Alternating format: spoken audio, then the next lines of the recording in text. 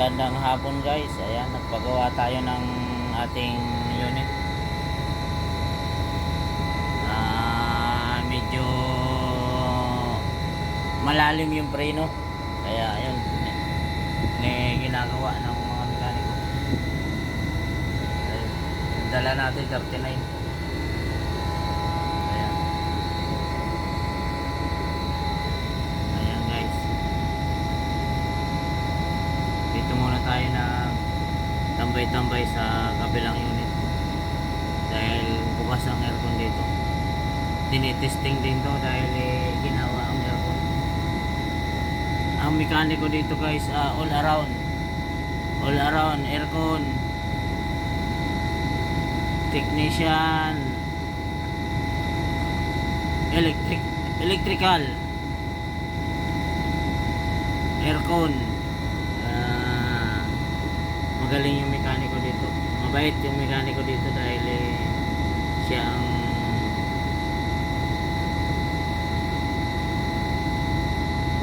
nakatulong sa akin mga guys. Hindi ko na mabanggitin kung malaki ang naitulong sa akin ang mekaniko dito. Ayan, mabait si Boss Ricky, chief mechanic. Ayan, lahat sila lang gumagawa dito ng halos lahat ng unit dito. 42 bukod mga jeep saka mga sasakyan ng mga co-op, sila rin gumagawa. Ayan, paspasan ang gawa nila ngayon. Maraming may sira kaya hindi maiwasan talaga sa araw-araw mayroong may bumibigay yung may sira. Kaya ganun. Yan guys, na-update ko lang kayo. Pagkatapos yan ay alis na tayo. Nakaisang ikot pa lang tayo. Mabiyahin naman tayo pagkatapos magawa ang preno saka yung pinto nagluluko.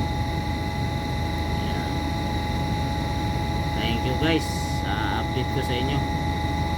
Maraming salamat pala sa ating mga followers, subscriber, at pasensya na po kayo dahil hindi tayo nakakapag-upload ng ibang videos. Hindi tayo nakakagawa ng content na yung content natin na mukbang at pagluluto. Ma-share ko sa inyo mga pagluluto. Wala tayo ngayon dahil biyahe tayo. Kailangan natin makalikom ng pundo para makapag-umpisa at kulang ang ating budget pa sa pag-umpisa sa negosyo. Ayan guys. Ayan. Thank you Kuya Ricky, thank you sa tulong mo sa akin. Malaking bagay talaga sa akin tong si Kuya Ricky sa yung mekaniko dito. Napakabait at nagtiwala siya sa akin at asahan nyo mabawi ako pag makarecover at alam niya naman kung gaano ako nagsusumikap. Yan lang guys. Thank you sa lalo na sa mga viewers ko, viewers, followers, subscriber, mga kumpare at ating mga friends, new friends at new followers. Thank you.